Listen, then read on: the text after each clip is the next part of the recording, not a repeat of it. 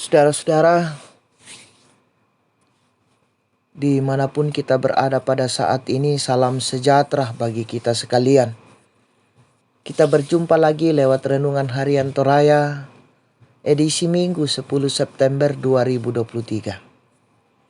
Sebelum kita menikmati dan menjalani hidup yang dikaruniakan oleh Tuhan kepada kita pada saat ini, mari Bapak Ibu Saudara-saudara kita bersekutu, dan di tengah persekutuan kita akan mendengarkan firman Tuhan yang akan menjadi penguatan bagi kita dan pegangan penuntun dalam menjalani kehidupan kita hari ini. Mari kita berdoa. Terpujilah namamu ya Tuhan di sepanjang kehidupan kami. Kasih dan anugerah-Mu Engkau nyatakan kepada kami. Sebelum kami menjalani kehidupan ini Tuhan, kami bersekutu dan kami akan mendengarkan sabda kebenaran-Mu.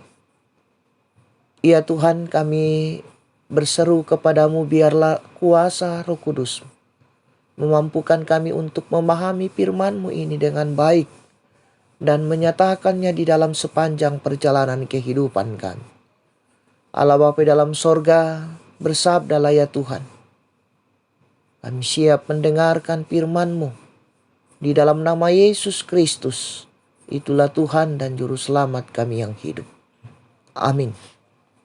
Bacaan kita pada saat ini dari 1 Yohanes 3 ayat 11 sampai dengan 18.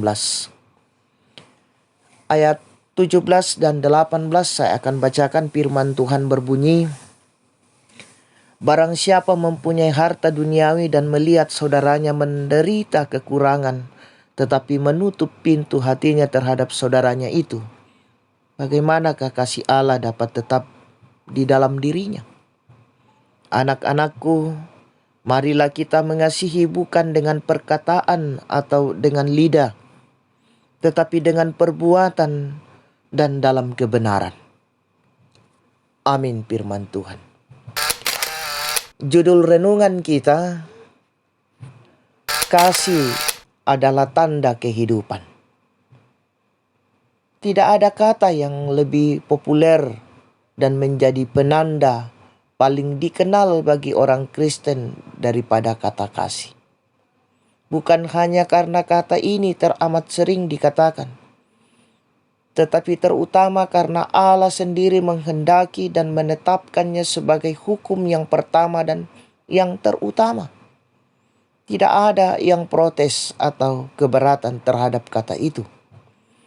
Tanggapan atasnya selalu positif, selalu amin. Namun ternyata semua orang menyadari jika penghayatan dan praktiknya sering belum sesuai. Yohanes menjadikan kata itu sebagai inti jati diri atau karakter dasar dan hakiki pengikut Kristus. Tidak mungkin menyebut diri Kristen tanpa menghidupi kasih. Demikianlah kasih itu harus nyata dalam hubungan dengan sesama. Pertama-tama dengan sesama saudara. Kasih itu bukan satu di antara beberapa pilihan untuk hidup. Ia juga tidak bisa dicampur dengan yang lain. Ia juga tidak hanya sebatas kata, rasa, dan kemauan, melainkan mesti menjadi perbuatan dan dalam kebenaran. Hidup tak mungkin tanpa kasih, sebab di luar kasih yang ada hanyalah kejahatan berujung maut. Seperti yang menguasai Kain sampai ia tega membunuh saudaranya sendiri. Nah, saudara-saudara, menarik untuk memperhatikan sapaan kasih yang biasa dipakai dalam kekristenan.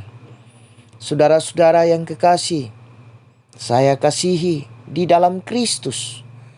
Sapaan itu begitu akrab di telinga kita dan amat mudah keluar dari mulut kita sebagai pengikut Kristus. Semoga sapaan itu semakin menjadi salah satu cara untuk senantiasa mengingat dan menghidupi kasih sejati. Kasih yang nyata dalam perbuatan dan dalam kebenaran. Dengan begitu semakin nyatalah bahwa kita sungguh menikmati hidup baru di dalam Kristus. Terpuji nama Tuhan. Amin. Kita berdoa. Ya Tuhan, kami bersyukur kepadamu pada saat ini. Kami telah bersekutu dan mendengarkan sabda kebenaran-Mu. Kami diajarkan untuk hidup di dalam kasih yang Engkau telah teladankan kepada kami. Oleh karena itu Tuhan, kami berseru kepadamu. Biarlah kuasa Roh Kudus-Mu memampukan kami untuk dapat menyatakan kasih itu, kasih yang tulus dan ikhlas di tengah-tengah kehidupan yang Engkau karuniakan kepada kami. Allah Bapa di dalam sorga, kami menyerahkan segala tanggung jawab kami hari ini dan rencana hidup kami Tuhan. Engkau bersama-sama dengan kami sehingga kami mampu dan sanggup menyatakannya di dalam kehidupan kami. Allah Bapa di dalam sorga, kami serahkan seluruh kehidupan kami hari ini Tuhan. Ampunkan salah dan dosa kami di dalam nama Yesus Kristus.